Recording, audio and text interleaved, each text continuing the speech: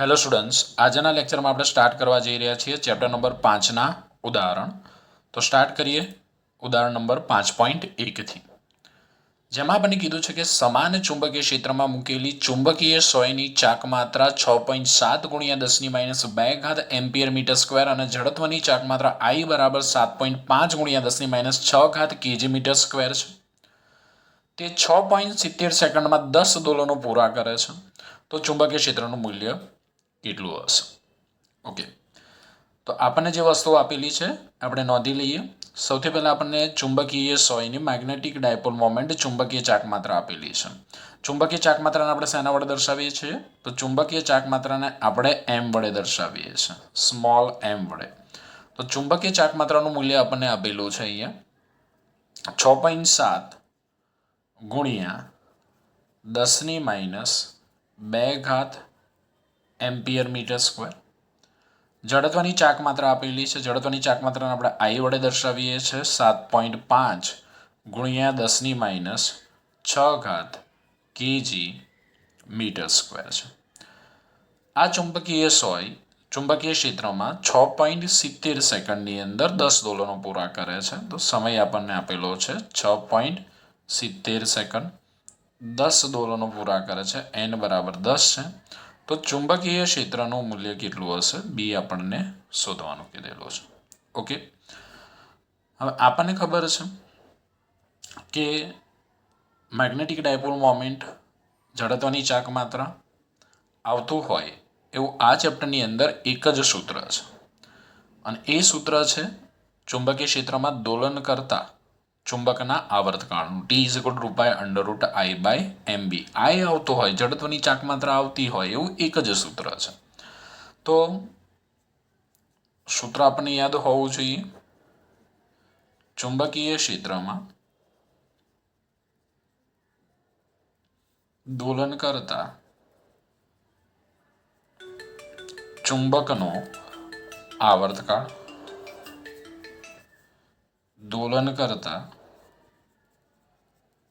ચુંબકનો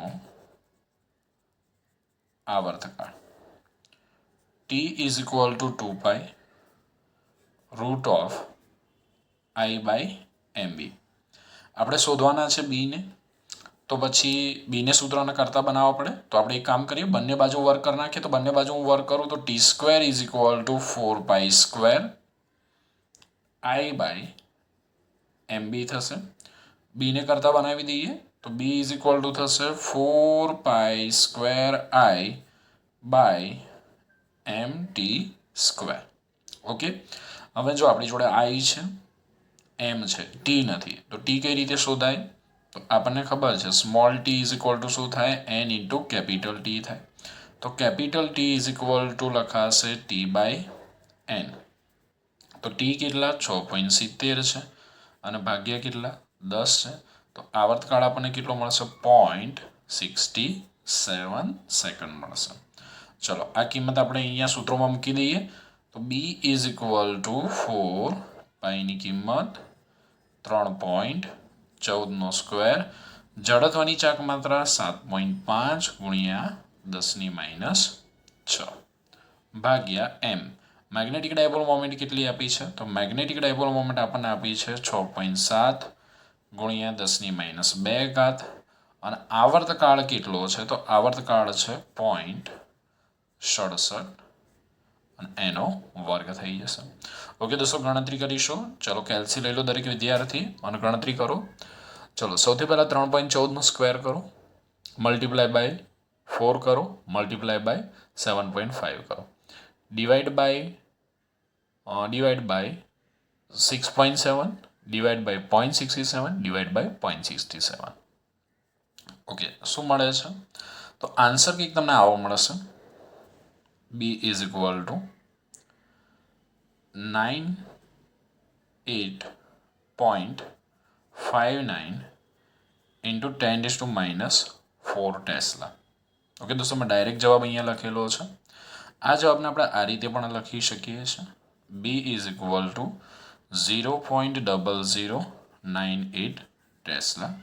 એટલે B approximately થઈ જશે 0.01 ટેસ્લા. દોસ્તો દાખલાને ભલે કેન્સલ કરેલો હોય, આ વર્ષ પૂરતા કેટલાક આ ચેપ્ટરમાંથી દાખલા કેન્સલ કરેલા છે, આમ છતાં એ દાખલા આપણને એમસીક્યુમાં પૂછી શકે છે, કારણ કે થિયરિટિકલ પોર્શનમાં એ થિયરી આજે આપણે ઉદાહરણ ગણ્યો એ ઉદાહરણ પર આધારિત થિયરી આપણે ભણેલા છીએ. તો ભલે અહીંથી કેન્સલ કરેલું હોય આ ઉદાહરણ, છતાં એમાં રકમ ચેન્જ કરીને આપણને પૂછી શકે છે. એટલે આપણે બધા ઉદાહરણો અને બધા જ સ્વાધ્યાયના દાખલા એકવાર તો ગણીશું અને તૈયાર કરીશું. ઉદાહરણ 5.2, જેમાં આપણને કીધું છે એક નાના ગજિયા ચુંબકને તેની અક્ષ 800 જી એટલે ગોસ, ચુંબકીય ક્ષેત્રનો CGS એકમ છે, 800 ગોસ જેટલા બાહ્ય ચુંબકીય ક્ષેત્ર સાથે 30 ડિગ્રીના કોણે મૂકતા તે 0.016 ન્યૂટન ઇન્ટુ મીટર એટલે જૂલ જેટલું ટોર્ક અનુભવે છે. તો દોસ્તો અહીંયા એક ગજિયો ચુંબક છે, એ ગજિયા ચુંબકને બાહ્ય ચુંબકીય ક્ષેત્ર સાથે 30 ડિગ્રીનો કોણ બનાવે ને એ રીતે મૂકવામાં આવે છે. આ ચુંબકીય ક્ષેત્ર છે અને આ આપણે ચુંબક કહી દઈએ, આનો નોર્થ પોલ, આ સાઉથ પોલ. તો આપણને શોધવાનું કીધું છે એ ચુંબકની ચુંબકીય ચાકમાત્રા એટલે મેગ્નેટિક ડાયપોલ મોમેન્ટ, જેને આપણે શેના વડે દર્શાવીએ છીએ? સ્મોલ એમ વડે.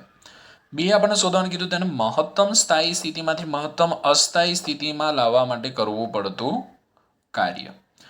સી આપણને શોધવાનું કીધું છે આ ગજિયા ચુંબકની જગ્યાએ તેટલી ચુંબકીય ચાકમાત્રા ધરાવતો સોલેનોઇડ મૂકવામાં આવે છે જેના આડછેદનું ક્ષેત્રફળ 2 × 10⁻⁴ મીટર સ્ક્વેર છે અને 1000 આંટા છે. તો આ સોલેનોઇડમાંથી પસાર થતા વિદ્યુત પ્રવાહનું મૂલ્ય શોધો. ઓકે, પહેલાં આપણે બધી જ વસ્તુઓ નોટ ડાઉન કરી દઈએ. ચુંબકીય ક્ષેત્ર આપણને આપેલું છે બી 800 ગોસ. ઓકે દોસ્તો, આપણને ખબર હોવી જોઈએ કે 1 ટેસ્લા બરાબર કેટલા ગોસ છે? 10⁴ ગોસ થશે. તો આપણે ચુંબકીય ક્ષેત્રનો એકમ ટેસ્લામાં લઈશું. તો ગોસમાંથી આપણે ટેસ્લામાં જવું હોય તો 800 × 10⁻⁴ ટેસ્લા આપણે લખવું પડે. ઓકે, થીટા આપણને આપેલો છે 30 ડિગ્રી. હવે આપણને ખબર છે કે ચુંબકીય ક્ષેત્રમાં આ ગજિયા ચુંબકને મૂકવામાં આવે થીટા કોણે, એટલે એના પર શું લાગશે? ટોર્ક લાગશે. એટલે આ દિશામાં ટોર્ક લાગશે અને આ જે ચુંબક છે એ ચુંબકીય ક્ષેત્રને સમાંતર ગોઠવાઈ જશે. તો થીટા 30 ડિગ્રી આપેલો છે, ટોર્ક આપણને આપેલું છે 0.016 જૂલ આપેલું છે. ઓકે, અહીંયા આપણને જે માહિતી આપી છે એ પણ આપણે લખી નાખીએ. આપણને આપેલું છે આડછેદનું ક્ષેત્રફળ એ 2 × 10⁻⁴ મીટર સ્ક્વેર, આંટાઓની સંખ્યા આપેલી છે 1000 આંટા આપેલા છે. શોધવાનું આપણને શું કીધું છે? તો શોધવાની આપણને 3 વસ્તુઓ કીધી છે. પહેલી તો ચુંબકીય ચાકમાત્રા, પછી આપણને કીધું છે સ્થાયી સ્થિતિમાંથી અસ્થાયી સ્થિતિમાં લાવવા માટે કરવું પડતું કાર્ય, ત્રીજું આપણને કીધું છે વિદ્યુત પ્રવાહનું મૂલ્ય. ઓકે દોસ્તો, ચલો સ્ટાર્ટ કરીએ. સૌથી પહેલાં એ આપણને ખબર છે કે કોઈ પણ ચુંબકીય હોય કે ડાયપોલને ચુંબકીય ક્ષેત્રમાં થીટા કોણે મૂકવામાં આવે એટલે એના પર ટોર્ક લાગે. તો ટોર્કનું સૂત્ર ખબર છે આપણને. Torque tau is equal two કયું સૂત્ર થાય? બોલો તો. એમ બી સાઇન થીટા થશે. એમ આપણે શોધવાનું છે, એમને કરતા બનાવી દઈએ. M is equal to tau by B sine theta થઈ જશે. ચલો કિંમતો મૂકી દઈએ. Tau is equal to 0.016, B 800 × 10⁻⁴ અને સાઇન 30. ઓકે, તો 0.016 800 × 10⁻⁴ સાઇન 30 1/2. ઓકે દોસ્તો, ગણતરી કરી. ચલો તો ગણતરી કરીને આન્સર આપો કેટલો આવે છે. ઘાતો સરભર કરી નાખો. જવાબ આપણને કંઈક મળશે 0.4 એમ્પિયર મીટર સ્ક્વેર. દોસ્તો વિડીયો સ્ટોપ કરીને એકવાર ગણતરી તમારે કરી લેવાની, કારણ કે ઘણીવાર એવું બનતું હોય કે આપણને દાખલો આવડતો હોય પણ ગણતરી જ આપણી ખોટી પડતી હોય. કેલ્સીની અંદર ગણતરી આપણી સાચી થતી જ ના હોય. બરાબર છે, એટલે ગણતરી ખાસ કરવાની. ખાલી જોઈ નથી રાખવાનું કે સાહેબે જવાબ લખી નાખ્યો, ઓકે બરાબર છે. ઘણીવાર આપણે ગણતરી કરવામાં નાની ભૂલો કરતા હોય છે, જેના કારણે આપણો જવાબ જે આવવો જોઈએ એ જવાબ આવતો નથી ને બીજો જવાબ આવતો હોય છે. એટલે ખાસ દરેક જગ્યાએ હું તમને ગણતરી કરવાનું કહું એટલે તમારે ગણતરી એકવાર કરવાની અને ચેક કરવાનું કે ભાઈ આવો જવાબ કઈ રીતે આવ્યો. ચલો હવે મેં અહીંયા તમને કીધું એ પ્રમાણે કે ટોર્ક લાગે છે એટલે આ ચુંબક કે ડાયપોલ ચુંબકીય ક્ષેત્રને સમાંતર ગોઠવાય આ રીતે આમ. હવે આ સ્થિતિમાં આ જે ચુંબક છે અથવા ડાયપોલ છે એ સ્થિર સંતુલનમાં છે તેમ કહેવાય અને એંગલ કેટલો થશે થીટા ઇઝ ઇક્વલ ટુ 0 થશે. હવે એને સ્થાયી સ્થિતિમાંથી અસ્થાયી સ્થિતિમાં લાવવું હોય તો આપણે શું કરવું પડે કાર્ય કરવું પડે એટલે આ એન થશે આ એસ થશે. સમજો આ રીતે ચુંબકીય ક્ષેત્રના સમાંતર છે ત્યારે આ જે ચુંબક છે કે ડાયપોલ છે સ્થિર સંતુલનમાં છે એને સ્થાયી સ્થિતિમાંથી સ્થિર સંતુલન સ્થિતિમાંથી અસ્થિર સ્થિતિમાં લાવવા માટે આપણે કાર્ય કરવું પડે ને એ કાર્ય આપણે શોધવાનું છે. તો આ ચુંબક કે ડાયપોલને આપણે કેટલું ભ્રમણ આપવાનું છે 180 ડિગ્રીનું ભ્રમણ આપવા માટે કરવું પડતું કાર્ય શોધવાનું છે. તો મહત્તમ સ્થાયી સ્થિતિ માટે થીટા કેટલો થાય તો મહત્તમ સ્થાયી સ્થિતિ માટે થીટા 0 ડિગ્રી અને મહત્તમ અસ્થાયી સ્થિતિ માટે થીટા કેટલો થશે તો મહત્તમ અસ્થાયી સ્થિતિ માટે થીટા થઈ જશે 180 ડિગ્રી. ઓકે કાર્યનું સૂત્ર કયું છે આપણી જોડે બોલો તો કોને યાદ છે કાર્યનું સૂત્ર કોઈને યાદ નથી. દરેક લેક્ચરની અંદર કહું છું કે ભાઈ તમે કોઈ પણ ચેપ્ટરના દાખલા ગણવાની શરૂઆત કરો કે વિડીયો લેક્ચર જોવાની શરૂઆત કરો એ પહેલાં ચેપ્ટરની અંદર આવતા બધા જ સૂત્રોની યાદી બનાવો એને તૈયાર કરો અને પછી દાખલા ગણવાની કે દાખલાના વિડીયો લેક્ચર જોવાની શરૂઆત કરો. પણ ના કોણ કરશે આ બધા સૂત્રો તૈયાર સાહેબ તમને યાદ છે ને એટલે ભયો આપણે. ચલો કયું સૂત્ર W is equal two MB cos theta 1 minus cos theta 2 થશે. ઓકે હવે એમને હું હમણાં એમને એમ રાખું બીને એમને એમ જ રાખું cos theta 1 theta 1 કેટલા હતા તો cos 0 minus cos theta 2 કેટલા છે 180 છે તો MB cos 0 કેટલા 1 cos 180 કેટલા થશે -1. અમુકને તો આ બધી વેલ્યુ યાદ નહીં હોય ભૂલી ગયા હશે બધા તો -1 -1 +1 એટલે આપણને મળશે 2MB તો 2M એમની વેલ્યુ કેટલી છે તો ક્યાં ગયા એમ 0.4 બી કેટલા છે 800 × 10⁻⁴ છે તો 0.8 8 × 8 88 ઘાતોને સરભર કરીએ તો આપણને મળશે 6.4 × 10⁻² જૂલ છે. ચલો કાર્ય મળી ગયું. હવે આપણને સી પાર્ટની અંદર શું શોધવાનું કીધું છે કે ગજિયા ચુંબકની જગ્યાએ તેટલી જ ચુંબકીય ચાક માત્રા ધરાવતો સોલેનોઇડ મૂકવામાં આવે. ચુંબકની જગ્યાએ સોલેનોઇડ મૂકવામાં આવે જેના આડછેદનું ક્ષેત્રફળ આપેલું છે આંટાઓ આપેલા છે તો એમાંથી પસાર થતા વિદ્યુત પ્રવાહનું મૂલ્ય કેટલું હશે. ચલો સોલેનોઇડની મેગ્નેટિક ડાયપોલ મોમેન્ટનું સૂત્ર બોલો. ચલો સોલેનોઇડની મેગ્નેટિક ડાયપોલ મોમેન્ટ એનું સૂત્ર છે small m is equal two NIA. હવે આ સોલેનોઇડની મેગ્નેટિક ડાયપોલ મોમેન્ટ કોના જેટલી છે ગજિયા ચુંબકની મેગ્નેટિક ડાયપોલ મોમેન્ટ જે આપણને કેટલી મળી છે 0.4 એટલે m બરાબર આપણે 0.4 લઈશું. શોધવાનું શું છે આઈને કરતા બનાવી દઈએ m/NA. m કેટલા છે m છે 0.4 n કેટલા છે આંટાઓ 1000 અને એ કેટલા છે એ ક્યાં ગયું ક્ષેત્રફળ આ રહ્યું 2 × 10⁻⁴ છે. ઓકે અહીંથી 3 મીંડા તો જતા રહેશે 10⁻1 ઉપર જશે 4 2 મળવા જોઈએ યસ 2 મળે છે. I ઇઝ ઇક્વલ ટુ ચલો અહીંયા જગ્યા નથી હું અહીંયા લખી નાખું I ઇઝ ઇક્વલ ટુ આપણને મળ્યા 2 એમ્પિયર. સ્ક્રીનશોટ લઈ લઈશું ફટાફટ.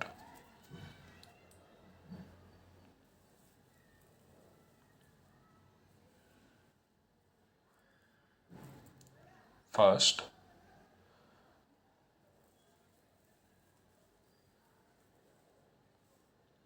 સેકન્ડ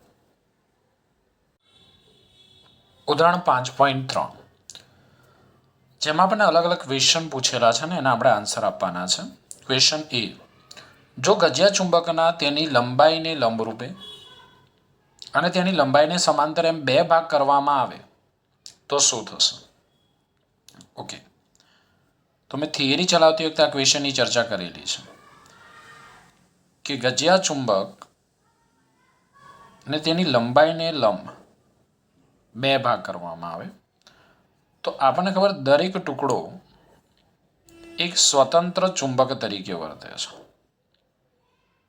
દરેક ટુકડો એક સ્વતંત્ર ચુંબક તરીકે વર્તે એટલે NS. ધારો કે આ ગજિયા ચુંબકની લંબાઈ L છે, આડછેદનું ક્ષેત્રફળ A છે. તો અક્ષને લંબ આ અક્ષ કહેવાય, બરોબર છે, આ જે અક્ષ. તો અક્ષને લંબ ભાગ કરવામાં આવે તો દરેક ટુકડાની લંબાઈ કેવી થશે? અડધી થશે. હવે આ જે ચુંબક છે એની મેગ્નેટિક ડાયપોલ મોમેન્ટ થશે M=PL. આ જે ટુકડો છે એ ટુકડાની મેગ્નેટિક ડાયપોલ મોમેન્ટ થશે M'=PL', L'=L/2 એટલે મેગ્નેટિક ડાયપોલ મોમેન્ટ થઈ જશે અડધી M/2. તો ગજિયા ચુંબકના અક્ષને લંબ બે ભાગ કરવામાં આવે તો દરેક ટુકડાની મેગ્નેટિક ડાયપોલ મોમેન્ટ અડધી થાય. હવે આ જ ચુંબકના અક્ષને સમાંતર બે ભાગ કરવામાં આવે તો લંબાઈ એની એ જ રહેશે. અહીંયા લંબાઈ અડધી થઈ જતી હતી, ક્ષેત્રફળ એનું એ જ રહેતું હતું અને ધ્રુવમાન એ શેના પર આધારિત છે? ક્ષેત્રફળ પર આધારિત છે. તો અહીંયા લંબાઈ એની એ જ રહેશે, ક્ષેત્રફળ અડધું થઈ જાય છે.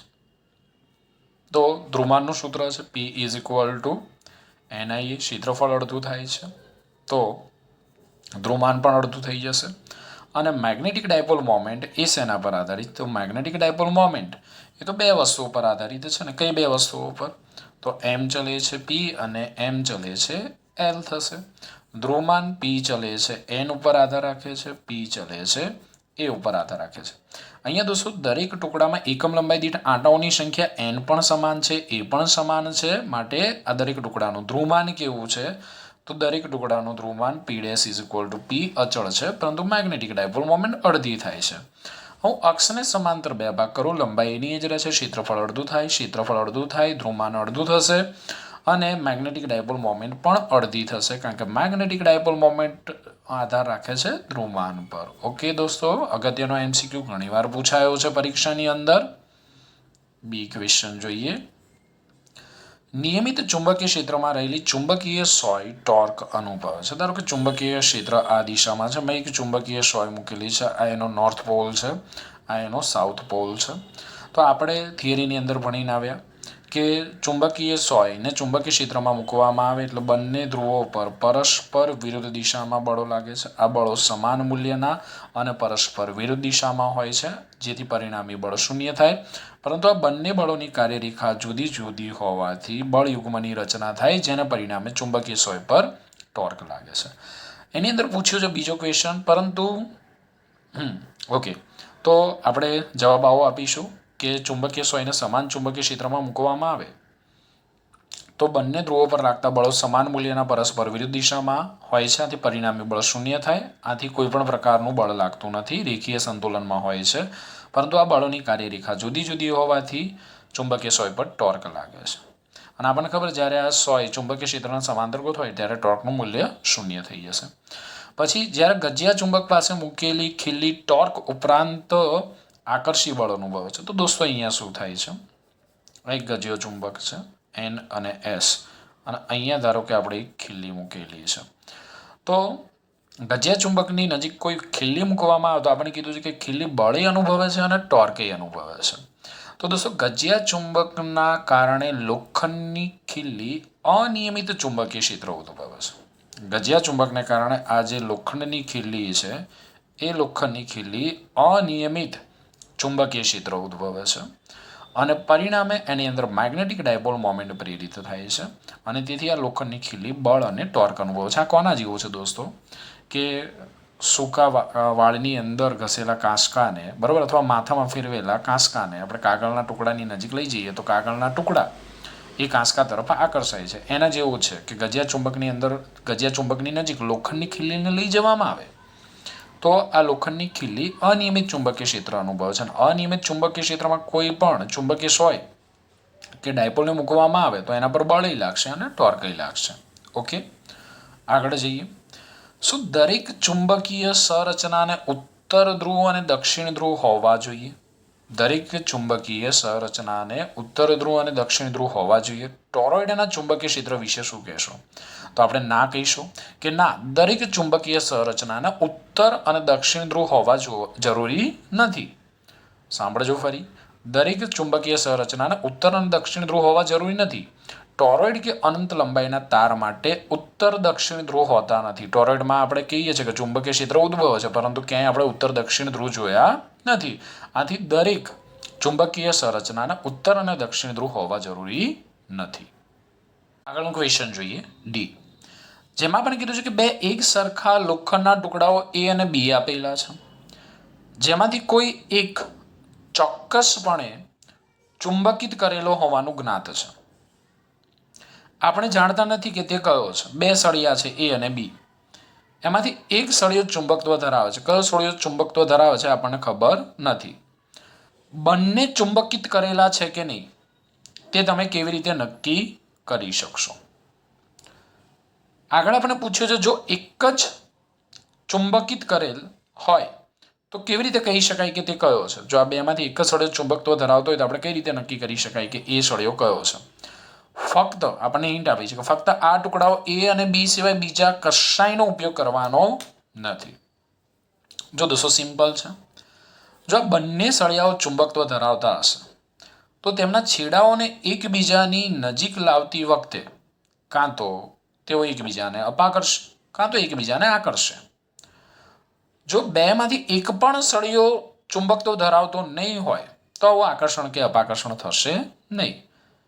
એટલે બંને સળિયાઓને જો નજીક લાવતા બંને એકબીજાને આકર્ષે કે અપાકર્ષે તો બંને ચુંબકત્વ ધરાવતા હશે. જો આવું ના થાય તો બંને ચુંબકત્વ ધરાવતા હશે નહીં. હવે બેમાંથી કયો સળિયો ચુંબકત્વ ધરાવતો હશે એ આપણે કઈ રીતે નક્કી કરી શકીએ? આને આપણે એ નામ આપી દઈએ, આને આપણે બી નામ આપી દઈએ. બરોબર છે. હવે જો બેમાંથી કોઈ એક જ સળિયો ચુંબકત્વ ધરાવતો હોય તો કોઈ એક સળિયાની લંબાઈ પર, સળિયા એની લંબાઈ પર બીજા સળિયા બીના એક છેડાને સંપર્કમાં રાખી. જો આ એ સળિયો છે અને આ બી સળિયો છે, આપણે શું કરીશું કે આ બેમાંથી કયો ચુંબકત્વ ધરાવે છે નક્કી કરવો છે. તો સળિયા એની લંબાઈ પર બીજા સળિયાના એક છેડાને સંપર્કમાં રાખીને આપણે એક છેડેથી બીજા છેડા સુધી સરકાવીશું. અને આમ કરવાથી જો તે છેડો એટલે આ સળિયાનો છેડો, સળિયા બીનો છેડો સમગ્ર લંબાઈ પર એક સરખું આકર્ષણ અનુભવતો હોય તો સળિયો બી ચુંબકત્વ ધરાવે છે એમ કહેવાય. ફરીવાર સમજો, આ સળિયો એ છે. હવે આ સળિયા બીને આપણે શું કરીએ? સળિયા બીના એક છેડાને આપણે સળિયા એની લંબાઈ પર આ રીતે સરકાવીએ છીએ. સળિયા બીનો છેડો સમગ્ર લંબાઈ પર એક સરખું આકર્ષણ ધરાવતો હોય તો આ સળિયો બી ચુંબકત્વ ધરાવે છે તેમ કહી શકાય. અને જો સળિયા બીનો છેડો બંને છેડાઓ પાસે મહત્તમ આકર્ષણ ધરાવતો હોય અને મધ્યમાં લઘુત્તમ આકર્ષણ ધરાવતો હોય તો આપણે કહી શકીએ કે નીચેનો છેડો ચુંબકત્વ ધરાવે છે તેમ કહી શકાય. બરોબર છે? સમજો, હું અહીંથી સરખાવવાનું શરૂઆત કરું છું. અહીંયા મહત્તમ આકર્ષણ છે, પછી ઘટતું જાય છે. અહીંયા લઘુત્તમ આકર્ષણ, પાછું આકર્ષણ વધતું જાય છે. તો પછી નીચેનો સળિયો ચુંબકત્વ ધરાવે છે એમ કહેવાય. કેમ? આપણને ખબર છે, કારણ કે ચુંબકનું ચુંબકત્વ છેડાઓ આગળ સૌથી વધારે હોય અને મધ્ય ભાગે સૌથી ઓછું હોય. એટલે ઉપરના સળિયા બીને સરખાવતા જો એક સરખું આકર્ષણ ધરાવે તો આ ચુંબકત્વ ધરાવે છે, અને આ સળિયા બીને સરખાવતા જો બંને છેડાઓ પાસે આકર્ષણ વધારે હોય મધ્યમાં આકર્ષણ ઓછું હોય તો સળિયો એ એટલે કે નીચેનો સળિયો ચુંબકત્વ ધરાવે છે તેમ કહેવાય. દોસ્તો આ બધા બહુ જ અગત્યના ક્વેશ્ચન છે. કન્સેપ્ટ ક્લિયર કરે એવા ક્વેશ્ચન છે, અને આવા જ બધા જ થિયરિટિકલ ક્વેશ્ચન જેડબલઈ અને નીટની એક્ઝામમાં પૂછાતા હોય છે. એટલે આ ક્વેશ્ચનો ખાસ સમજવાનો પ્રયત્ન કરજો. આ ચેપ્ટરમાં એવા ઘણા બધા ક્વેશ્ચનો તમને આપેલા છે જે આવી એન્ટ્રન્સ એક્ઝામની અંદર પૂછાયેલા છે. ઉદાહરણ 5.4, જેમાં પણ કીધું છે કે 5 સેન્ટીમીટર લંબાઈના ગજિયા ચુંબકના કેન્દ્રથી 50 સેન્ટીમીટર અંતરે વિષુવરેખીય અને અક્ષીય ક્ષેત્રનું મૂલ્ય કેટલું હશે? ઓકે, અને એવું કીધું છે કે ઉદાહરણ 5.2ની જેમ જ ગજિયા ચુંબકની ચુંબકીય ચાક માત્રા 0.4 એમ્પિયર મીટર સ્ક્વેર છે. તો આપણને ગજિયા ચુંબકની લંબાઈ અહીંયા આપેલી છે 5 સેન્ટીમીટર. સેન્ટીમીટરમાંથી મીટરમાં જઈએ તો સેન્ટીમીટરમાંથી મીટરમાં એટલે 5 ગુણ્યા 10⁻2 મીટર. ઓકે, ગજિયા ચુંબકના કેન્દ્રથી આપણને કીધું છે 50 સેન્ટીમીટર અંતરે, એટલે 50 ગુણ્યા 10⁻2 મીટર. ઓકે, આપણને ગજ્ય ચુંબક આપેલો છે, એની લંબાઈ L છે. આ ગજિયા ચુંબકના કેન્દ્રથી ગજિયા ચુંબકની અક્ષ પર R અંતર આવેલા કોઈ બિંદુ પાસે આપણને ચુંબકીય ક્ષેત્ર શોધવાનું કીધું છે, અને ગજિયા ચુંબકની વિષુવરેખા પર ગજિયા ચુંબકના કેન્દ્રથી R અંતર આવેલા કોઈ બિંદુ પાસે ચુંબકીય ક્ષેત્ર શોધવાનું કીધું છે. મેગ્નેટિક ડાયપોલ મોમેન્ટ આપણને લેવાની કીધી છે 0.4 એમ્પિયર મીટર સ્ક્વેર. ઓકે, હવે અહીંયા તમે જોઈ શકો છો કે R very much greater than L છે. તો ગજિયા ચુંબકની અક્ષ પર ઉદ્ભવતા ચુંબકીય ક્ષેત્રનું સૂત્ર શું થાય? તો ચુંબકની અક્ષ પર ચુંબકીય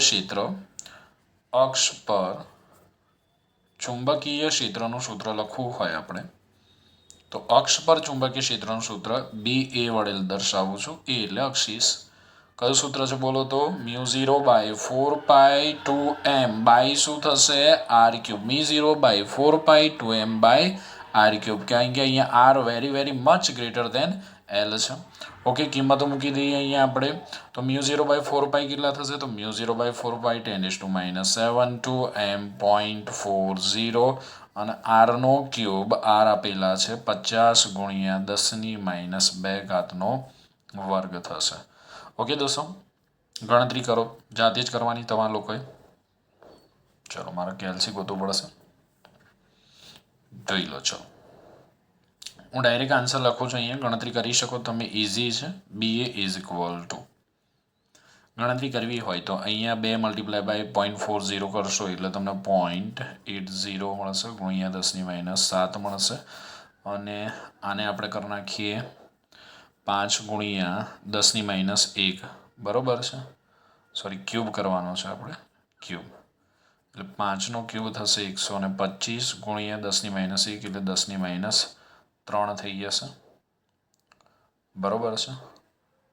અને 0.8 ભાગ્યા તમે ઉપર 10⁻7 છે ને, યસ, અને અહીંયા 10⁻3 છે.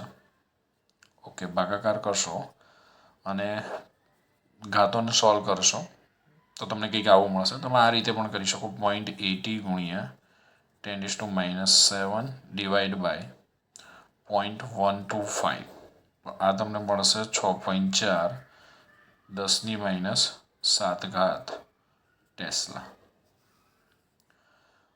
હવે વિષુવરેખા પર ચુંબકીય ક્ષેત્ર, ચુંબકની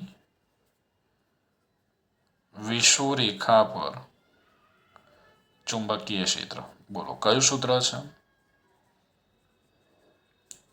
તો એને હું BE વડે દર્શાવું, ઇક્વેટર. એનું સૂત્ર આવું છે, μ0/4πm/r3. અને આપણને ખબર કે વિષુવરેખા પર ઉદ્ભવતું ચુંબકીય ક્ષેત્ર અક્ષ પર ઉદ્ભવતા ચુંબકીય ક્ષેત્ર કરતા કેવું હોય? બમણું હોય કે અડધું હોય? हमको तो मालूम ही नहीं. અડધું હોય, BA/2. તો 6.4 ગુણ્યા 10⁻7 ભાગ્યા 2, તો આપણને મળશે વિષુવરેખા પર ચુંબકીય ક્ષેત્ર 3.2 ગુણ્યા 10⁻7 ટેસ્લા. ચલો, ઓકે, સ્ક્રીનશોટ લઈ લો. First, second. ઉદાહરણ 5.5, જેમાં આપણે કીધું છે કે આકૃતિમાં O બિંદુએ મૂકેલી એક નાની ચુંબકીય સોય P દર્શાવેલી છે. બીજા જે તીર છે એ તીર તેના જેવી જ બીજી ચુંબકીય સોય Qના જુદા જુદા સ્થાન દર્શાવે છે અને ચુંબકીય ચાકમાત્રાની દિશાઓ દર્શાવે છે. તો P બિંદુ પાસે જે ચુંબકીય સોય મૂકેલી છે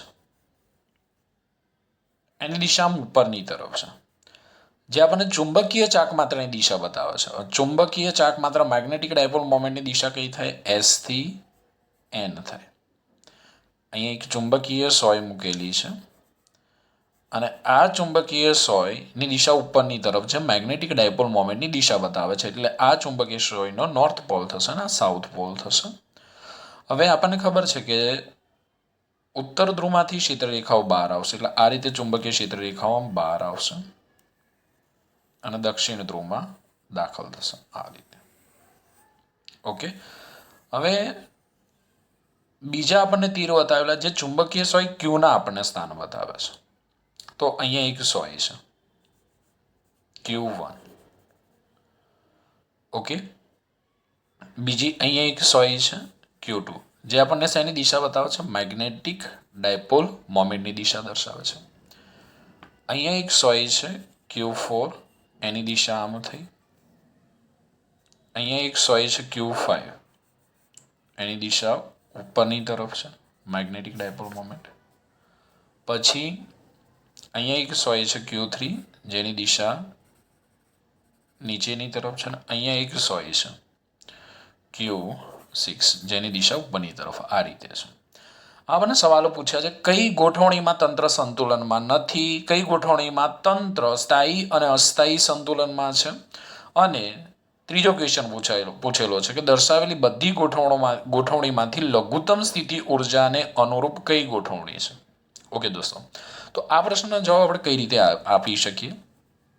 તો આપણને ખબર છે કે તંત્રની સ્થિતિ ઉર્જાનું સૂત્ર U = -mb cos θ છે.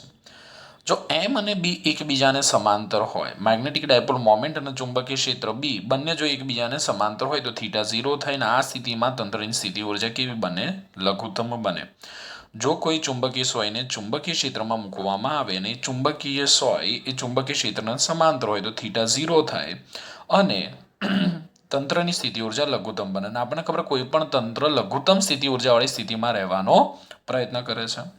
પણ જો θ = 180 હોય, એટલે કે ચુંબકીય સોય ચુંબકીય ક્ષેત્રની વિરુદ્ધ દિશામાં ગોઠવાયેલી હોય, તો તંત્રની સ્થિતિ ઉર્જા મહત્તમ થશે. તો આપણે પૂછેલું છે અહીંયા કે કઈ સ્થિતિમાં લઘુત્તમ સ્થિતિ ઉર્જા આપણને મળશે.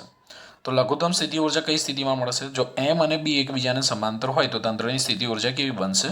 લઘુત્તમ બનશે. ઓકે, પછીમાં પૂછ્યું છે કઈ ગોઠવણીમાં તંત્ર સંતુલનમાં નથી. ઓકે, તો તંત્ર પર લાગતા ટોર્કનું સૂત્ર ખબર, τ = mb sin θ. જો θ 0 હોય, એટલે કે M અને B એકબીજાને સમાંતર હોય, તો ટોર્ક લઘુત્તમ થશે અને તંત્ર સ્થાયી સંતુલનમાં છે તેમ કહેવાય. જો θ 180 ડિગ્રી હશે, θ 180 ડિગ્રી હશે, તો θ 180 ડિગ્રી એટલે M અને B પ્રતિ સમાંતર, તો ટાવ કેવા થશે? તો ટાવ 0 થશે, એટલે કે તંત્ર અસ્થાયી સંતુલનમાં છે તેમ કહેવાશે. અને આપણને ખબર છે કે θ = 90 હશે, તો તંત્ર પર લાગતું ટોર્ક કેવું હશે? મહત્તમ હશે. ટાવ મેક્સ = mb મળશે. તો θ 0 તંત્ર સંતુલનમાં છે, θ 180 તંત્ર અસ્થાયી સંતુલનમાં છે. તો પહેલો સવાલ છે કઈ સ્થિતિમાં તંત્ર સંતુલનમાં હશે? તો સંતુલનમાં હોય એ માટેની શરત કઈ છે? θ 0 થવો જોઈએ. θ કોના વચ્ચેનો કોણ છે? M અને B વચ્ચેનો કોણ, એટલે M અને B એકબીજાને સમાંતર હોવા જોઈએ. ઓકે, હવે M અને B, તો આ તો બધી મેગ્નેટિક ડાયપોલ મોમેન્ટની દિશા છે દોસ્તો. હવે B ની દિશા ક્યાં થશે એ આપણે જોઈએ. તો સૌથી પહેલા આપણે અહીંયા ચેક કરીએ B ની દિશા. તો અહીંથી ચુંબકીય ક્ષેત્રરેખાઓ આમ નીકળે છે, એટલે અહીંયા B આ દિશામાં છે.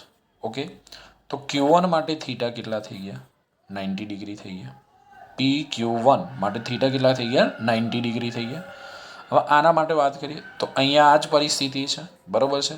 એનમાંથી નીકળી એસમાં દાખલ થાય, B આ દિશામાં છે, એટલે PQ2 માટે θ કેટલા થઈ ગયા? 90 ડિગ્રી થઈ ગયા. હવે અહીંયા જુઓ, અહીંયા ચુંબકીય ક્ષેત્ર આ દિશામાં છે, Q3 પણ આ જ દિશામાં છે, બંને અધો દિશામાં છે. તો PQ3 માટે θ કેટલા થશે? તો θ 0 થશે. એ જ રીતે અહીંયા જો, તો અહીંયા ચુંબકીય ક્ષેત્ર નીચેની દિશામાં છે, મેગ્નેટિક ડાયપોલ ઉપરની દિશામાં છે, તો આના માટે θ કેવા થઈ ગયા? 180 ડિગ્રી. કોના માટે? PQ5 માટે. એન્ડમાંથી ક્ષેત્રરેખાઓ આમ બહાર નીકળે, બરોબર. એટલે અહીંયા ચુંબકીય ક્ષેત્ર આ દિશામાં છે, મેગ્નેટિક ડાયપોલ આ દિશામાં છે, એટલે અહીંયા એંગલ કેટલો બનશે? 180 ડિગ્રી બનશે.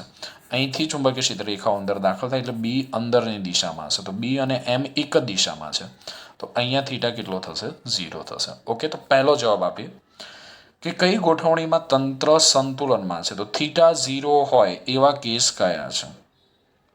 તો θ 0 હોય એવા કેસ ઓકે સંતુલનમાં નથી એવું પૂછ્યું છે કઈ ગોઠવણીમાં તંત્ર સંતુલનમાં નથી તો થીટા 90 હશે એમાં તંત્ર સંતુલનમાં નહીં હોય તો PQ1 અને PQ2 માટે થીટા 2 કેવા છે તો PQ1 અને PQ2 માટે થીટા 90 છે એટલે આ સ્થિતિમાં તંત્ર સંતુલનમાં નહીં હોય અને 0 કયા કયા કેસમાં મળે તો થીટા 0 અહીંયા મળે છે થીટા 0 અહીંયા મળે છે તો આપણે કહી શકાય PQ3 અને PQ6 માટે તંત્ર કઈ સ્થિતિમાં હશે સંતુલન સ્થિતિમાં હશે અને અહીંયા જો થીટા 180 મળે છે એટલે PQ4 અને PQ5 માટે તંત્ર કઈ સ્થિતિમાં હશે અસ્થાયી સ્થિતિમાં હશે ઓકે બીજો સવાલ કઈ ગોઠવણીમાં તંત્ર સ્થાયી અસ્થાયીમાં છે તો થીટા 0 તો તંત્ર સ્થાયી કોના માટે થીટા 0 મળે છે PQ3 માટે થીટા 0 PQ6 માટે થીટા 0 તંત્ર સ્થાયી સ્થિતિમાં તેમ કહેવાય કારણ કે થીટા 0 છે ટોર્ક કેવું થશે 0 થશે PQ5 અને PQ4 માટે તમે જો PQ5 અને PQ4 માટે થીટા કેટલું 180 ટોર્ક 0 પરંતુ તંત્ર અસ્થાયી સંતુલનમાં છે તેમ કહેવાય હવે ત્રીજો ક્વેશ્ચનમાં એવું પૂછ્યું છે કે કઈ ગોઠવણીમાં સ્થિતિ ઉર્જા લઘુત્તમ હશે તો સ્થિતિ ઉર્જા લઘુત્તમ ક્યારે હોય M અને B એકબીજાને સમાંતર હોય તો M અને B કયા કિસ્સામાં એકબીજાને સમાંતર છે જો PQ3 M અધો દિશામાં B અધો દિશામાં PQ6 બરાબર B ઉપરની દિશામાં M ઉપરની દિશામાં થીટા 0 છે એટલે PQ3 અને PQ6માં સ્થિતિ ઉર્જા કેવી થશે લઘુત્તમ થશે દોસ્તો આ આકૃતિ તમારે સમજવી પડશે તો જ તમને ખ્યાલ આવશે કઈ રીતે છે ફરી એકવાર આકૃતિ સમજો ધારો કે આ આપણી ચુંબકીય સોય કે આ ચુંબક છે બરોબર છે આમ મેગ્નેટિક ડાયપોલ મોમેન્ટની દિશા ઉપરની તરફ છે આ P માટે છે મેગ્નેટિક ડાયપોલ મોમેન્ટ તો અહીંયા કયો ધ્રુવ હશે N અહીંયા કયો હશે S હશે હવે અહીંયા આપણને કીધું છે Q1 આ દિશામાં છે એટલે મેગ્નેટિક ડાયપોલ મોમેન્ટ આ દિશામાં બતાવે છે ઓકે 2 મિનિટ આપણે પેન લઈ લઈએ વધારે ખ્યાલ આવે પછી અહીંયા છે Q2 ઓકે અહીંયા Q4 Q6 Q5 ઉપર M Q3 નીચે ઓકે હવે આપણે Q પાસે જોઈએ તો જો અહીંથી ક્ષેત્રરેખાઓ બહાર નીકળી આમ કરીને આમ તો અહીંયા ચુંબકીય ક્ષેત્ર અધો દિશામાં M અને B વચ્ચેનો એંગલ કેટલો થઈ જશે તો M અને B વચ્ચેનો એંગલ 90 થઈ જશે એ રીતે અહીંથી ચુંબકીય ક્ષેત્રરેખાઓ આમ કરીને આમ નીકળશે અહીંયા ચુંબકીય ક્ષેત્ર આ દિશામાં M અને B વચ્ચેનો કોણ કેટલો થઈ જશે 90 થઈ જશે અહીંથી આમ ક્ષેત્રરેખાઓ બહાર નીકળે એટલે અહીંયા M અને B એકબીજાને પ્રતિ સમાંતર થઈ ગયા અહીંથી ક્ષેત્રરેખાઓ દાખલ થાય M અને B એકબીજાને સમાંતર થઈ ગયા જો હવે અહીંયા PQ3 માટે જો B આ દિશામાં Q3 આ દિશામાં તો થીટા 0 થશે Q5 માટે જો B અધો દિશામાં Q5 ની મેગ્નેટિક ડાયપોલ મોમેન્ટ ઉપરની દિશામાં એટલે થીટા કેટલો થઈ જશે 180 થઈ જશે ક્લિયર ચલો જવાબો લખવા હોય તો જવાબો કંઈક આ રીતે લખીશું અહીંયા મેં લખેલા છે કે PQ1 અને PQ2 માટે થીટા કેટલા છે 90 માટે તંત્ર સંતુલનમાં નથી PQ3 અને PQ6માં તંત્ર સ્થાયી સંતુલનમાં કારણ કે થીટા 0 છે PQ4 અને PQ5માં તંત્ર અસ્થાયી સંતુલનમાં છે કારણ કે થીટા 180 છે જો ભાઈ PQ3 PQ6 થીટા કેવા છે 0 છે PQ4 અને PQ5 થીટા કેટલા છે 180 છે PQ3 PQ6માં થીટા 0 છે આથી સ્થિતિ ઉર્જા લઘુત્તમ થશે સ્થાયી અસ્થાયી સ્થિતિ શેના આધારે નક્કી કરશો ટોર્કના આધારે સ્થિતિ ઉર્જા શેના આધારે નક્કી કરશો સ્થિતિ ઉર્જાનું સૂત્ર U બરાબર -mb cos થીટાના આધારે ચલો સ્ક્રીનશોટ લઈ લઈશું આગળ જઈશું આમ કરી નાખો એટલે કમ્પ્લીટ આવી જાય તમારે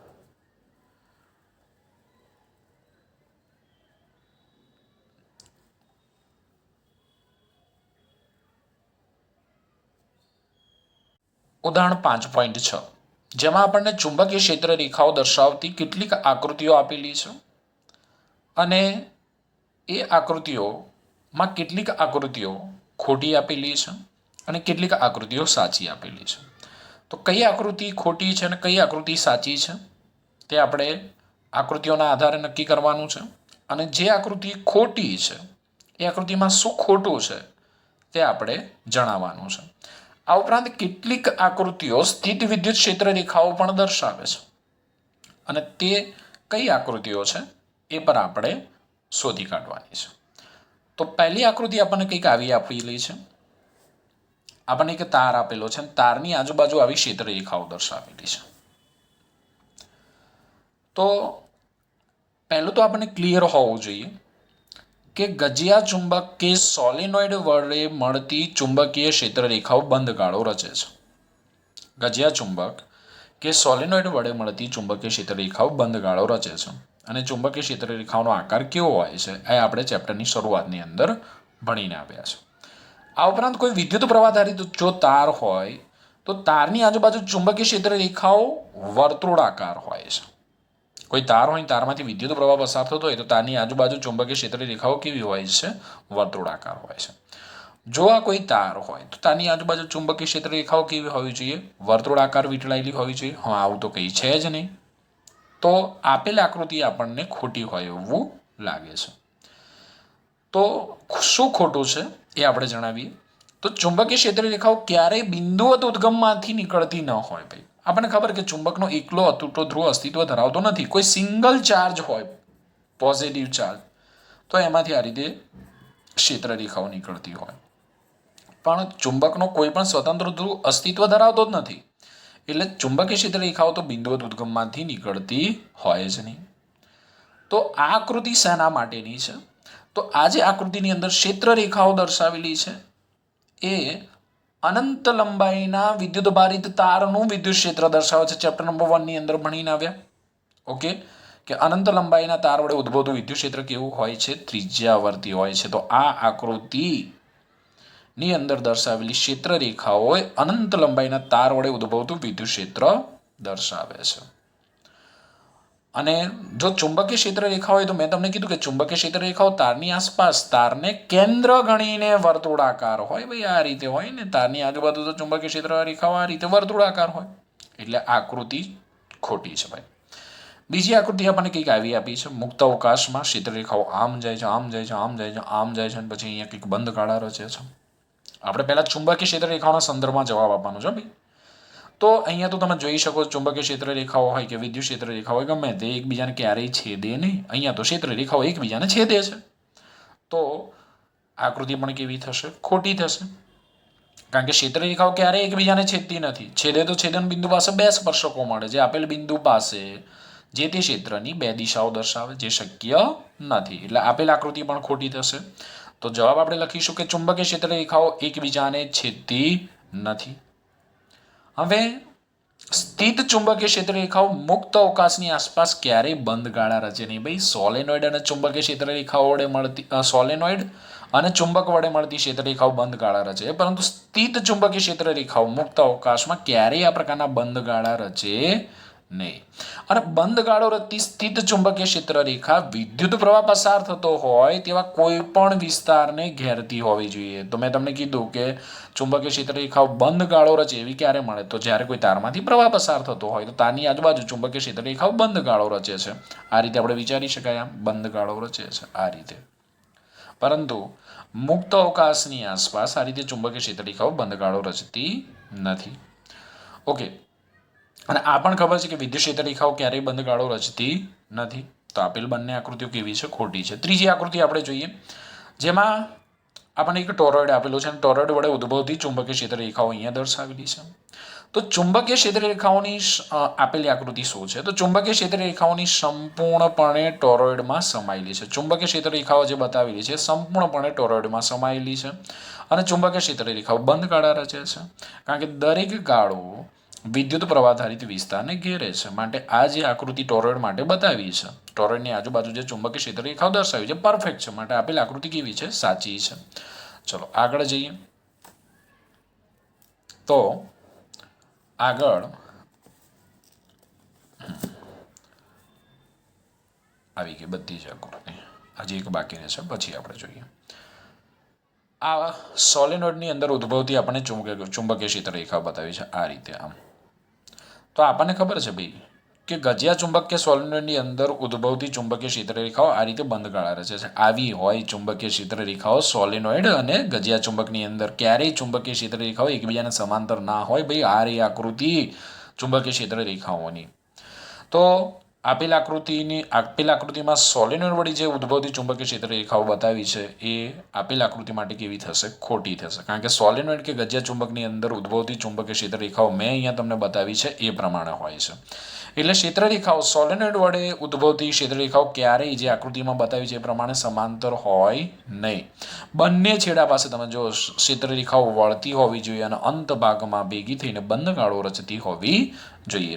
ઓકે, તો અહીંયા આપણને ગજિયા ચુંબક કે સોલેનોઇડ વડે ઉદ્ભવતી આકૃતિ ગજિયા ચુંબક કે સોલેનોઇડ વડે ઉદ્ભવતા ચુંબકીય ક્ષેત્રની ક્ષેત્રરેખાઓની આકૃતિ આપેલી છે. તો સાચી છે આ જે આકૃતિ છે, બરોબર છે. આપણને ખબર છે કે ગજિયા ચુંબક કે સોલેનોઇડ વડે ઉદ્ભવતી ચુંબકીય ક્ષેત્રરેખાઓ બંધગાળા રચે છે.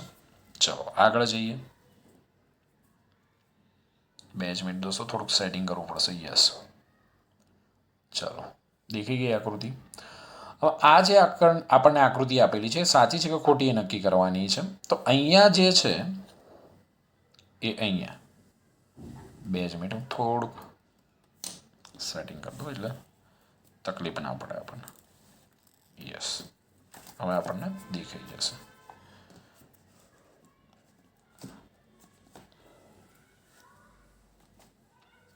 Yes, okay, complete. ચલો, હવે અહીંયા એક ધન વિદ્યુતવાળી તકતી છે અને એક ઋણ વિદ્યુતવાળી તકતી છે. અહીંથી ક્ષેત્રરેખાઓ બહાર આવે છે, અહીંથી ક્ષેત્રરેખાઓ દાખલ થાય છે. તો આપેલી આકૃતિ પણ ખોટી છે. કેમ? કારણ કે આ ક્ષેત્રરેખાઓ ચુંબકીય ક્ષેત્ર દર્શાવી શકે નહીં. કારણ કે તકતીને ઘેરતા પૃષ્ઠમાંથી પસાર થતો કુલ ફ્લક્સ શૂન્ય નથી. કારણ કે જો ચુંબકીય ક્ષેત્રરેખાઓ હોય તો જેટલી ચુંબકીય ક્ષેત્રરેખાઓ દાખલ થતી હોય એટલી જે ક્ષેત્રરેખાઓ બહાર આવતી હોવી જોઈએ. એટલે આ ક્ષેત્રરેખાઓ ચુંબકીય ક્ષેત્ર દર્શાવી શકે નહીં કારણ કે તકતીને ઘેરતા પૃષ્ઠમાંથી પસાર થતું કુલ ફ્લક્સ શૂન્ય નથી. વાસ્તવમાં ઉપરની ધન વિદ્યુતભારી તકતી અને નીચેની ઋણ વિદ્યુતભારી તકતીની આસપાસ વિદ્યુત ક્ષેત્રરેખાઓ દર્શાવેલી છે. ઓકે દોસ્તો, સ્ક્રીનશોટ લેવાનો હોય તો લઈ લેજો.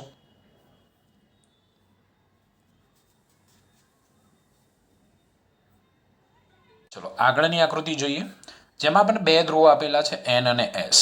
આ 2 ધ્રુવોની વચ્ચે આપણને ચુંબકીય ક્ષેત્રરેખાઓ દર્શાવેલી છે એકદમ એકબીજાને સમાંતર અને સ્ટ્રેટ છે. આપણે નક્કી કરવાનું છે કે ભાઈ આ જે ધ્રુવો છે એ ધ્રુવો માટે આ જે ચુંબકીય ક્ષેત્રરેખાઓ દર્શાવેલી છે સાચી છે કે ખોટી? તો આપણે કહીશું ખોટી છે. કેમ? કારણ કે 2 ધ્રુવો વચ્ચેની ચુંબકીય ક્ષેત્રરેખાઓ અંત્યબિંદુ એકદમ સીધી ન હોઈ શકે. રેખાઓ થોડીક તો વળેલી હોવી જોઈએ, નહીં તો એમ્પિયરના નિયમનો ભંગ થાય. એટલે અંત્યબિંદુઓ પાસે એકદમ સ્ટ્રેટ ના હોય, સ્લાઇડલી વળેલી હોવી જોઈએ અને અહીંયા એકદમ સ્ટ્રેટ બતાવેલી છે માટે આકૃતિ પણ ખોટી થશે. અને આ વિદ્યુત ક્ષેત્રરેખાઓ માટે જો વાત કરીએ તો આ વિદ્યુત ક્ષેત્રરેખાઓ માટે સાચું થશે. તો દોસ્તો આ જે ઉદાહરણ 5.6 છે એ JEE અને NEET માટે આપણે અગત્યનું ગણી શકીએ કારણ કે આવા જ ક્વેશ્ચનો આપણને પરીક્ષામાં પૂછતા હોય. એટલે દરેક આકૃતિનો તમે ધ્યાનથી જોજો અને શા માટે આકૃતિઓમાં દર્શાવેલી આપણે ક્ષેત્રરેખાઓને ખોટી કીધી છે, સાચી કીધી છે, બરોબર છે, કારણ સહિત સમજવાનો પ્રયત્ન કરજો. ઉદાહરણ 5.7 જેમાં આપણને કેટલાક ક્વેશ્ચન આપેલા છે અને એ ક્વેશ્ચનના આપણે આન્સર આપવાના છે. તો જોઈએ આપણે સ્ટેપ બાય સ્ટેપ કયા ક્વેશ્ચન આપણને આપેલા છે. ફર્સ્ટ ક્વેશ્ચન એ, ચુંબકીય ક્ષેત્રરેખાઓ વડે દર્શાવેલ દિશામાં ચુંબકિત કરેલ સોય ગોઠવાય છે. પહેલું વાક્ય આપણને આપેલું છે કે ચુંબકીય ક્ષેત્રરેખાઓ વડે દર્શાવેલી દિશામાં ચુંબકિત કરેલ સોય ગોઠવાય છે. એક રેખા થાય છે એટલે કે એક ચુંબકીય સોય છે. આપણે ચુંબકીય સોય લઈ લઈએ આ રીતે. આ ચુંબકીય સોય એ ચુંબકીય ક્ષેત્રરેખાઓની દિશામાં ગોઠવાય છે. આ રહ્યું ચુંબકીય ક્ષેત્ર છે. હવે આગળ આપણને પૂછ્યું શું ચુંબકીય ક્ષેત્રરેખાઓ ગતિ કરતા વિદ્યુતભાર માટે દરેક બિંદુએ ચુંબકીય બળ રેખાઓ દર્શાવે છે. તો દોસ્તો આ ચુંબકીય ક્ષેત્રમાં ધારો કે કોઈ એક વિદ્યુત ભાર ગતિ કરે છે, તો એ વિદ્યુત ભાર પર બળ ક્યારે લાગશે? તો ચુંબકીય ક્ષેત્ર આ દિશામાં છે. જો ચુંબકીય ક્ષેત્રમાં લંબ રૂપે દાખલ થાય તો એના પર બળ લાગે. થીટા ઇઝ ઇક્વલ, કારણ કે બળનું સૂત્ર આપણને ખબર છે, બળ F ઇઝ ઇક્વલ ટુ, ત્યાં દેખાતું નથી અહીંયા, બળ F is equal two QVB sine theta થશે ભાઈ. થીટા 0 બરાબર, ચુંબકીય ક્ષેત્રના સમાંતર દાખલ થાય, પ્રતિ સમાંતર દાખલ થાય તો બળ 0 થઈ જશે. તો થીટા 90 ચુંબકીય ક્ષેત્રના લંબ રૂપે દાખલ થાય તો એના પર બળ લાગે. તો આપણને એવું પૂછ્યું છે કે આ જે ચુંબકીય ક્ષેત્ર રેખાઓ છે, એ ચુંબકીય ક્ષેત્ર રેખાઓ વિદ્યુત ભાર માટે દરેક બિંદુએ બળ રેખાઓ દર્શાવે છે. ચુંબકીય ક્ષેત્ર રેખાઓ દરેક બિંદુએ વિદ્યુત ભાર માટે બળ રેખાઓ દર્શાવે છે. હા કે ના જવાબ આપવાનો? તો સોરી આપણે કહી દઈશું ના. ચુંબકીય બળ F હંમેશા ચુંબકીય ક્ષેત્ર B ને લંબ રૂપે હોય છે. ચુંબકીય બળ F, જો કોઈ વિદ્યુત ભાર પર બળ લાગતું હોય તો એ બળ હંમેશા ચુંબકીય ક્ષેત્ર B ને લંબ રૂપે હોય છે. તો આપણે જે આ ચુંબકીય ક્ષેત્ર રેખાઓ છે, એ ચુંબકીય ક્ષેત્ર રેખાઓને ચુંબકીય બળ રેખાઓ કહી શકીએ નહીં, કારણ કે બળ તો હંમેશા ચુંબકીય ક્ષેત્રને કઈ રીતે લાગતું હોય? લંબ રૂપે લાગતું હોય. ચુંબકીય ક્ષેત્ર રેખાઓ આમ છે, બળ આમ લાગે છે. તો પછી કઈ રીતે આ ચુંબકીય ક્ષેત્ર રેખાઓને આપણે ચુંબકીય બળ રેખાઓ કહી શકીએ? તો દોસ્તો આ ચુંબકીય ક્ષેત્ર રેખાઓને આપણે જો ચુંબકીય બળ રેખાઓ કહીશું તો એ ભૂલ ભરેલું ગણાશે, એટલે સોરી કહી દઈશું આપણે. સેકન્ડ બી, ટોરોઇડના ગર્ભ ભાગમાં ચુંબકીય ક્ષેત્ર રેખાઓ સંપૂર્ણપણે સમાયેલી હોય છે. આગળ આપણે ઉદાહરણ નંબર 5 ની અંદર જોયું, પરંતુ સીધા સોલેનોઇડમાં નહીં. શા માટે? ઉદાહરણ નંબર 5 ની અંદર તમે ટોરોઇડ વડે ઉદ્ભવતી ચુંબકીય ક્ષેત્ર રેખાઓની આકૃતિ, તો એમાં તમે જોયું હશે આ રીતે ચુંબકીય ક્ષેત્ર રેખાઓ ટોરોઇડની અંદર સંપૂર્ણપણે સમાયેલી છે ભાઈ. જ્યારે સોલેનોઇડની અંદર તમે જો તો ચુંબકીય ક્ષેત્ર રેખાઓ આ રીતે બરોબર છે. અમુક ચુંબકીય ક્ષેત્ર રેખાઓ અંદર, અમુક બહાર હોય છે. તો ભાઈ આવું શા માટે? ટોરોઇડમાં બધી ક્ષેત્ર રેખાઓ ટોરોઇડની અંદર છે, સોલેનોઇડની અંદર બધી ક્ષેત્ર રેખાઓ સંપૂર્ણપણે સોલેનોઇડની અંદર હોતી નથી. આવું શા માટે? જોઈએ તો ચુંબકીય ક્ષેત્ર રેખાઓ સીધી સોલેનોઇડના બે છેડાઓ વચ્ચે જ સમાયેલી હોય. આ રીતે જો સમજો, ચુંબકીય ક્ષેત્ર રેખાઓ સીધી જ સોલેનોઇડના બે છેડાઓ વચ્ચે સમાયેલી હોય. આ રીતે તો ભાઈ સોલેનોઇડના આડછેદમાંથી પસાર થતું ફ્લક્સ શૂન્ય થશે નહીં. આ જ રીતે જો સોલેનોઇડની અંદર ક્ષેત્ર રેખાઓ સમાયેલી હોય તો સોલેનોઇડના આ જે આડછેદ છે, આડછેદમાંથી પસાર થતું ફ્લક્સ શૂન્ય થશે નહીં. કેમ શૂન્ય નહીં થાય?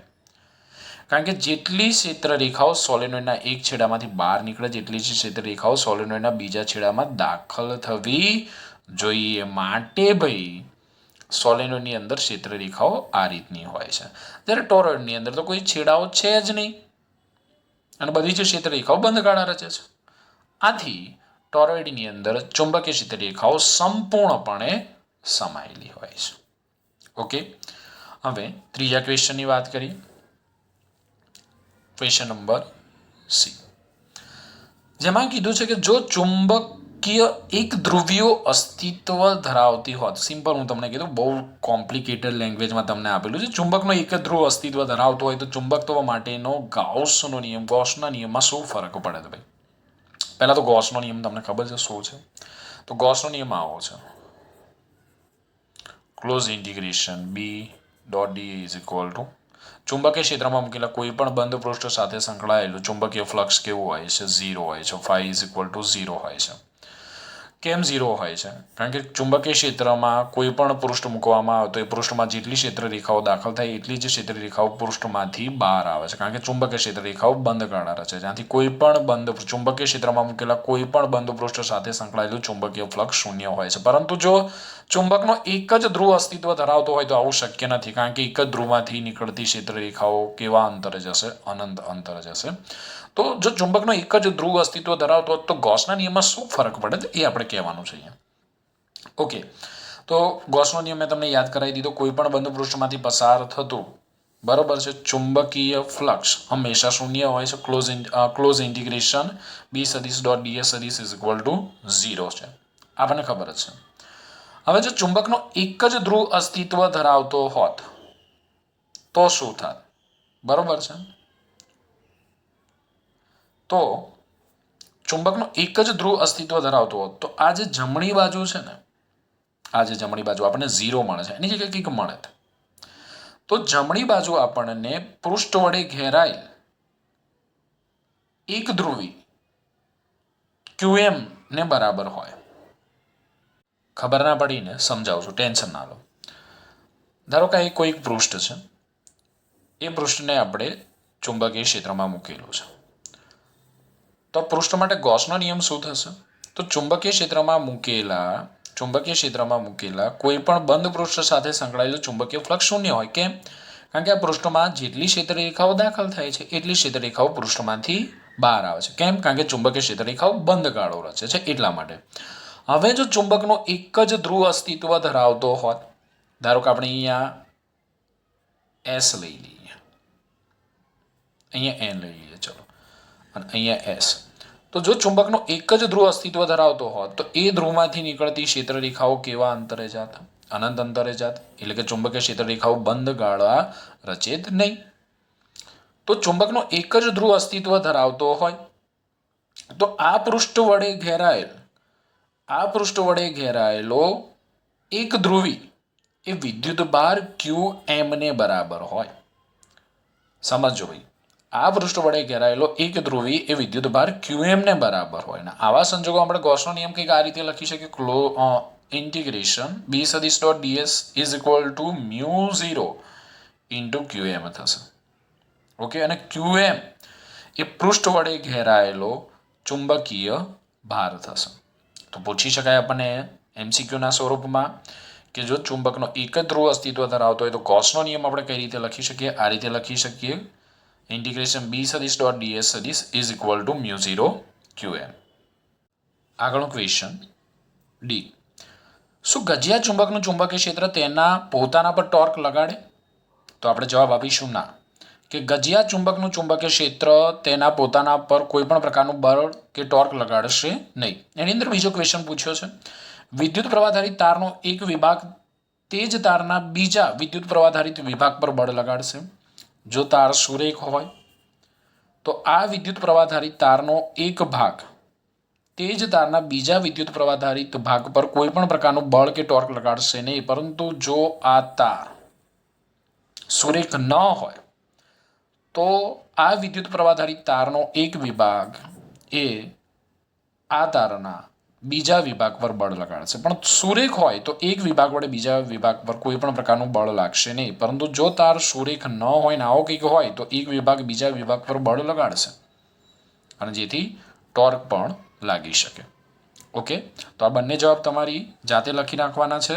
કઈ રીતે?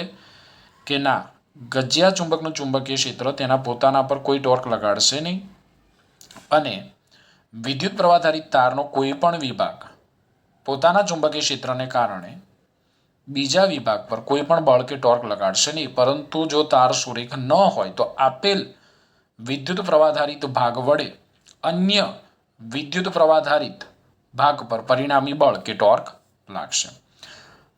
આગળનું ક્વેશ્ચન જોઈએ. ગતિમાન વિદ્યુત ભારને કારણે ચુંબકીય ક્ષેત્ર ઉદ્ભવે છે. ગતિમાન વિદ્યુત ભારને કારણે ચુંબકીય ક્ષેત્ર ઉદ્ભવે છે. કોઈ તંત્રનો પરિણામી વિદ્યુત ભાર શૂન્ય હોય તો પણ તેને ચુંબકીય ચાકમાત્રા હોઈ શકે. સાંભળજો જવાબ. આ તો આપણને ખબર છે કે ગતિમાન વિદ્યુત ભારને કારણે ચુંબકીય ક્ષેત્ર ઉદ્ભવે છે. પરંતુ કોઈ તંત્રનો વિદ્યુત ભાર શૂન્ય હોય તો પણ તેને ચુંબકીય ચાકમાત્રા હોઈ શકે. તો કે હા, હોઈ શકે. બરોબર છે. ઉદાહરણ તરીકે કાયમી ચુંબક જેની પાસે કોઈ ચોખ્ખો વિદ્યુત ભાર નથી, આમ છતાં કાયમી ચુંબકની આપણે વાત કરીએ તો એની પાસે કોઈ ચોખ્ખો વિદ્યુત ભાર નથી, આમ છતાં તે અમુક મેગ્નેટિક ડાયપોલ મોમેન્ટ ધરાવે છે. પેરામેગ્નેટિક પદાર્થના અણુઓ બરાબર કોઈ ચોખ્ખો વિદ્યુત ભાર ધરાવતા નથી છતાં મેગ્નેટિક ડાયપોલ મોમેન્ટ ધરાવે છે. તો આમાં આપણે જવાબ લખીશું કે કોઈ તંત્રનો ચોખ્ખો વિદ્યુત ભાર શૂન્ય હોય તો પણ તે ચુંબકીય ચાકમાત્રા ધરાવી શકે. ઉદાહરણ 5.8. જેમાં આપણે કીધું છે કે પૃથ્વીનું ચુંબકીય ક્ષેત્ર વિષુવવૃત્ત પાસે લગભગ 0.4 ગોસ જેટલું છે. તો પૃથ્વીની મેગ્નેટિક ડાયપોલ મોમેન્ટ શોધો. તો વિષુવવૃત્ત પાસે ચુંબકીય ક્ષેત્રનું મૂલ્ય આપ્યું છે 0.4 ગોસ. એને આપણે ટેસ્લામાં ફેરવી દઈએ. 0.4 × 10⁻⁴ ટેસ્લા મેગ્નેટિક ડાયપોલ મોમેન્ટ શોધવાની કીધી છે. તો સૂત્ર આપણને ખબર હોવું જોઈએ. પૃથ્વીના વિષુવવૃત્ત પર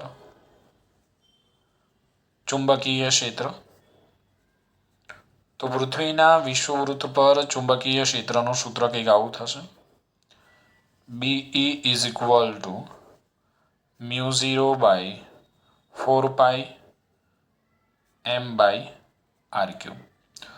ઓકે, આપણે શોધવાની જે મેગ્નેટિક ડાયપોલ મોમેન્ટ એને હું કરતા બનાવી દઉં. તો 4π × BE × r³ બાય થશે μ0. ઓકે, આર આપણે કયા લઈશું? દોસ્તો અહીંયા આર આપણે પૃથ્વીની ત્રિજ્યા લઈશું. RE આપણને ખબર હોવી જોઈએ કેટલી છે, 6400 કિલોમીટર. એને મીટરમાં લખીએ તો 64 × 10⁵ મીટર. ઓકે, આર શું લઈશું? પૃથ્વીની ત્રિજ્યા લઈશું. કિંમતો મૂકીશું આપણે. 4π BE 0.4 × 10⁻⁴ અને ક્યુબ કરવાનો છે 64 × 10⁵ ને μ0 4π × 10⁻⁷. ચલો ફટાફટ કેલ્સી ચલાવવા લાગો. આન્સર શું આવે છે કોમને? તો મેગ્નેટિક ડાયપોલ મોમેન્ટ આપણને મળે છે 1.05 × 10⁻23 એમ્પિયર મીટર સ્ક્વેર. ચલો, મેગ્નેટિક ડાયપોલ મોમેન્ટનો બીજો એકમ કયો છે કહો તો મને. મેગ્નેટિક ડાયપોલ મોમેન્ટનો બીજો એકમ કયો છે? કેટલા વિદ્યાર્થીને ખબર છે મેગ્નેટિક ડાયપોલ મોમેન્ટનો બીજો એકમ? બધો ડેટા લખાયો તો થિયરી ચલાવતા ત્યારે મોઢે કર્યો બધો ડેટા. મેગ્નેટિક ડાયપોલ મોમેન્ટ, ધ્રુવમાંના મેગ્નેટિક ડાયપોલ મોમેન્ટમાં કેટલા બધા આપણે સૂત્રો ચલાયા. સોલેનોઇડની મેગ્નેટિક ડાયપોલ મોમેન્ટ, ગજિયા ચુંબકની મેગ્નેટિક ડાયપોલ મોમેન્ટ, વિદ્યુત પ્રવાહધારિત લૂપની મેગ્નેટિક ડાયપોલ મોમેન્ટ, ન્યુક્લિયસની ફરતે ભ્રમણ કરતા ઇલેક્ટ્રોનની મેગ્નેટિક ડાયપોલ મોમેન્ટ. એકમ યાદ આવ્યો? Ampere metre square. Ampere metre square સિવાય કયો છે? યસ, રાઈટ, બોલો. જૂલ પર ટેસ્લા છે. ઓકે, આ એકમ ક્યાંથી આવે? અહીંથી આવે. τ = mb. તો m = τ/b, joule per tesla. ઉદાહરણ 5.9, જેમાં આપણે કીધું છે કે કોઈ સ્થાનના ચુંબકીય ધ્રુવતલમાં એટલે કે મેગ્નેટિક મેરિડિયનમાં પૃથ્વીના ચુંબકીય ક્ષેત્રનો સમક્ષિતિજ ઘટક 0.26 કોસ છે અને નમન કોણ, જેને આપણે ડીપ એંગલ કહીએ છીએ, 60 છે. તો આ સ્થળે પૃથ્વીનું ચુંબકીય ક્ષેત્ર કેટલું હશે? તો દોસ્તો મેગ્નેટિક ડીપ એંગલ એટલે આપણને ખબર હોવી જોઈએ કે પૃથ્વી પરના કોઈ પણ સ્થળના મેગ્નેટિક મેરિડિયનમાં અથવા મેગ્નેટિક મેરિડિયનમાં ચુંબકીય સોએ સમક્ષિતિજ સાથે બનાવેલા કોણને આપેલા સ્થળોનો મેગ્નેટિક ડીપ એંગલ કહીએ છીએ. ઓકે, તો આ સમક્ષિતિજ દિશા સાથે ચુંબકીય સોય જેટલા કોણે નમેલી હોય એને આપેલા સ્થળનો આપણે મેગ્નેટિક ડીપ એંગલ, જેને આપણે φ વડે દર્શાવી દઈએ. ચુંબકીય ક્ષેત્રના બે ઘટકો મળશે. સમક્ષિતિજ ઘટક મળશે આપણને BH = B cos φ અને ઉર્ધ્વ ઘટક આપણને મળશે BV = B sin φ. તો અહીં આપણને સમક્ષિતિજ ઘટક આપ્યો છે BH કેટલો આપ્યો છે? 0.26 કોસ આપેલો છે. નમન કોણ આપણને આપેલો છે 60 ડિગ્રી. આપેલા સ્થળે આપણને ચુંબકીય ક્ષેત્ર B નું મૂલ્ય શોધવાનું કીધું છે. B શું થશે? તો આપણી જોડે સૂત્ર છે BH = B cos φ. ઓકે, તો BH = B cos φ, cos 60. cos 60 ની વેલ્યુ કેટલી થશે? 1/2. માટે B × 1/2. તો B = થઈ જશે 2BH. તો 2BH 0.26 cos. તો B નું મૂલ્ય આપણને મળી જશે 0.52 cos.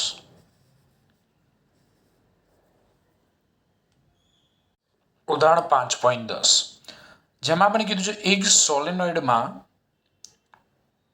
કોરના દ્રવ્યની સાપેક્ષ પરમિએબિલિટી 400 છે. સોલેનોઇડના આટા કોરથી અવાહક વડે જુદા પાડેલા છે.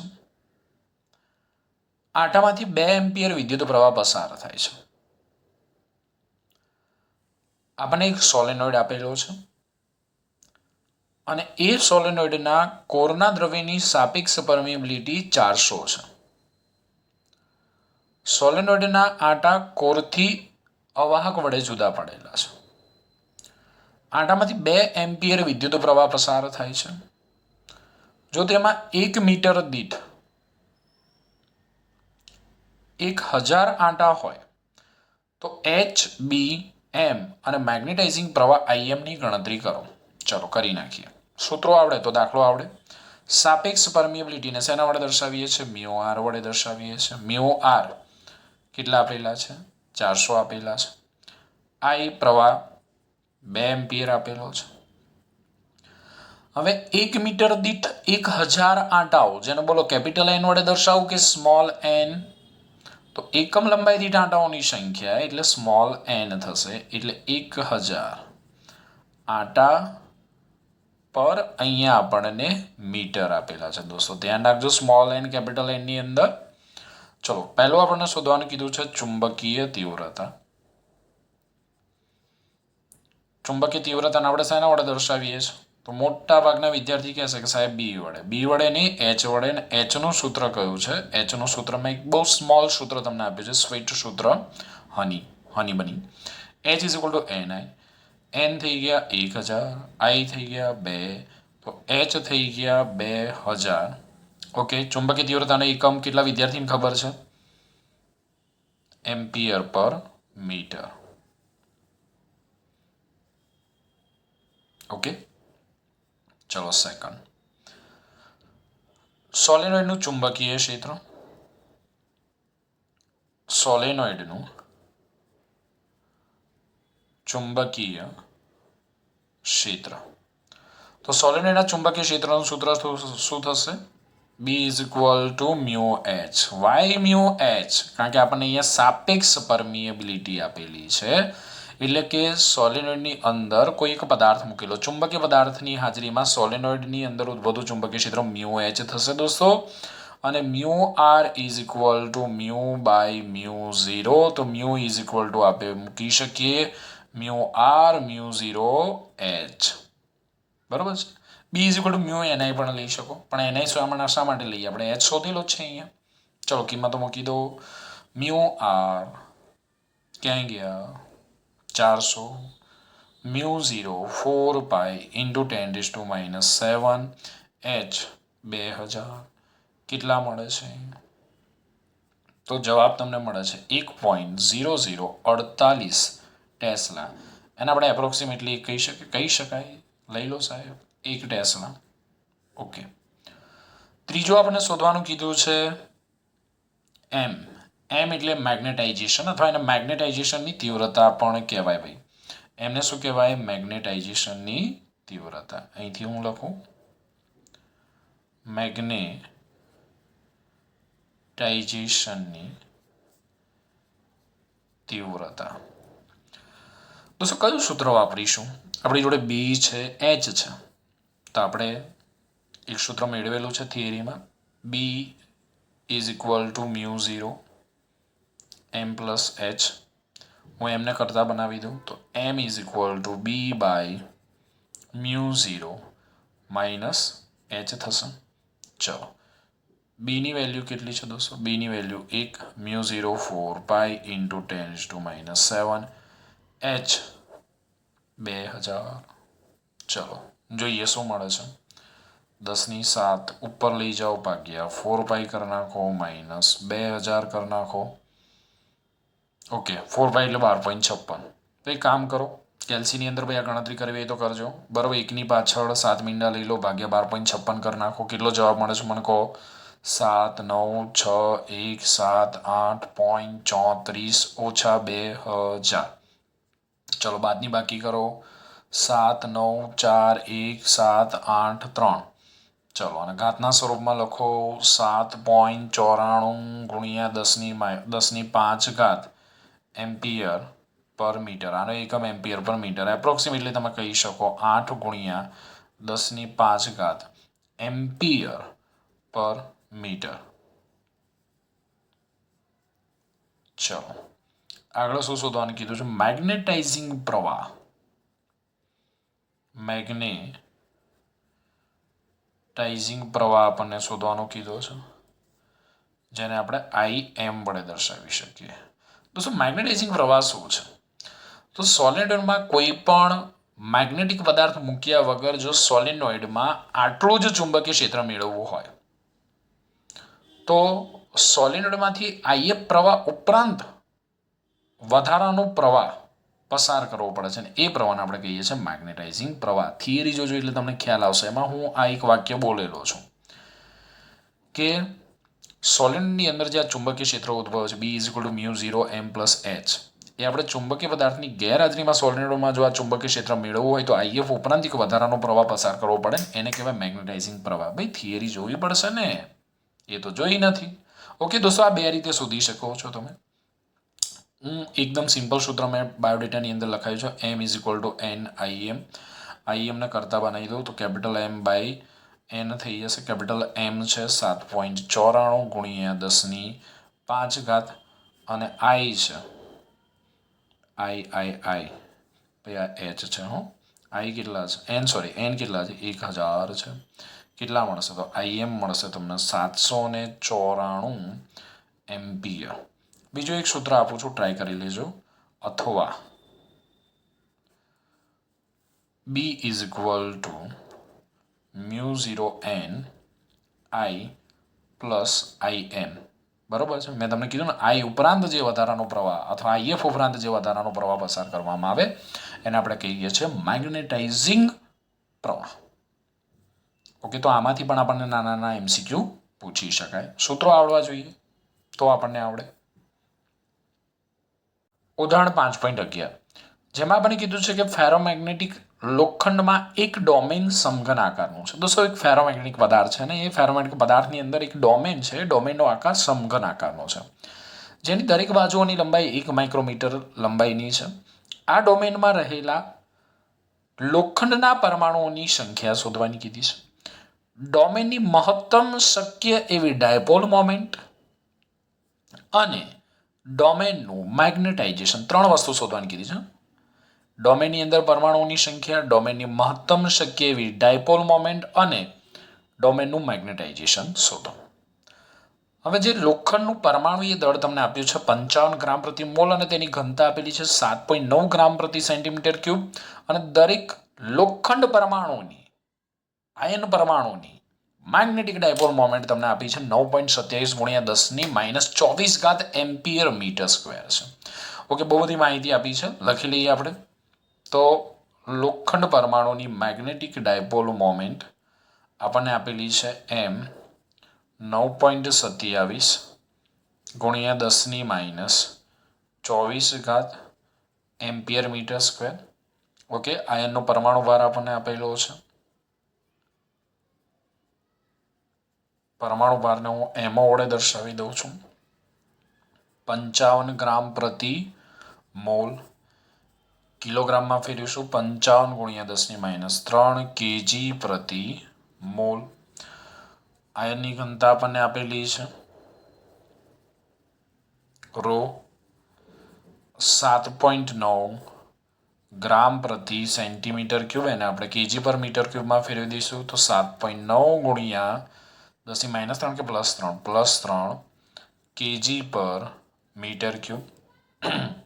ચલો સમઘન આકારના ડોમેન માટે વાત કરીએ. સમઘન આકારના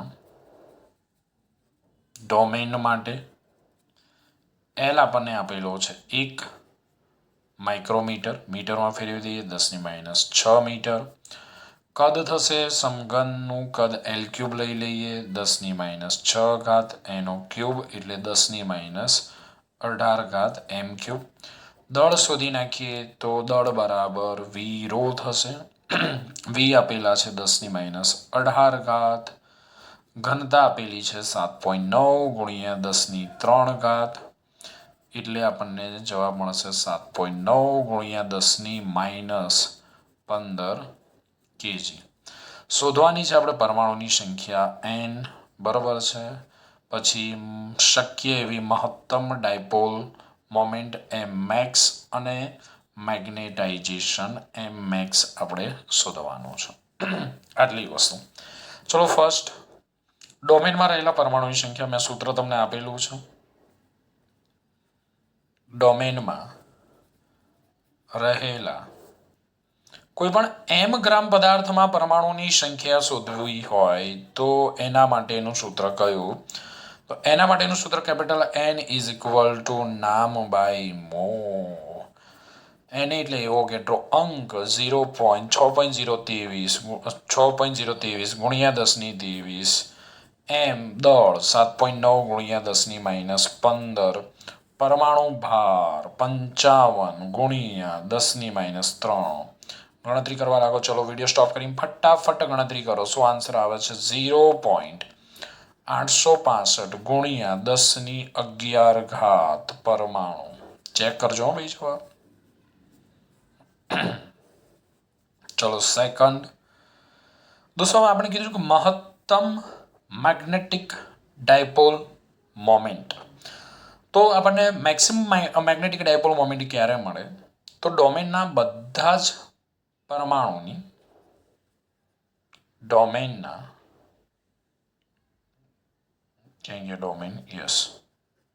ડોમેનના બધા જ પરમાણુની ડાયપોલ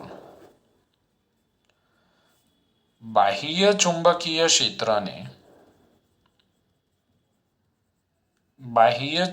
ક્ષેત્રને સમાંતર ગોઠવાય ત્યારે જ મહત્તમ ડાયપોલ મોમેન્ટ મળે. ઓકે, તો એનું સૂત્ર થશે M max small M max is equal to N into M. પરમાણુની સંખ્યા 0.865 ગુણ્યા 10 - 11 સ્મોલ એમ 9.27 ગુણ્યા 10 - 24. ઓકે, બધા જ પરમાણુઓ જ્યારે બાહ્ય ચુંબકીય ક્ષેત્રને સમાંતર ગોઠવાય ત્યારે જ આપણને મેક્સિમમ ડાયપોલ મોમેન્ટ મળશે. 8 ગુણ્યા 10 - 13 24માંથી 11 જાય તો એમ્પિયર મીટર સ્ક્વેર થશે. થર્ડ મેગ્નેટાઇઝેશન કોને કહેવાય? તો આપણને ખબર છે એકમ કદ દીઠ પ્રેરિત મેગ્નેટિક ડાયપોલ મોમેન્ટને આપણે મેગ્નેટાઇઝેશન કહીએ, જેનું સૂત્ર એમ મેક્સ ઇઝ ઇક્વલ ટુ થશે M max by V.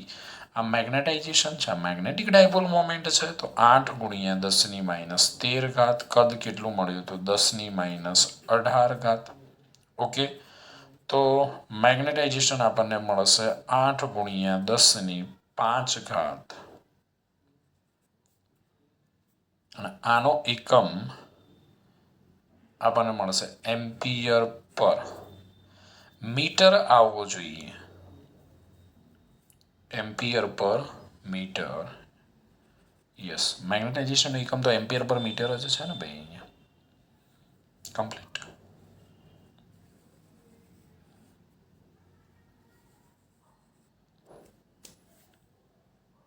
Screenshot લઈ લો.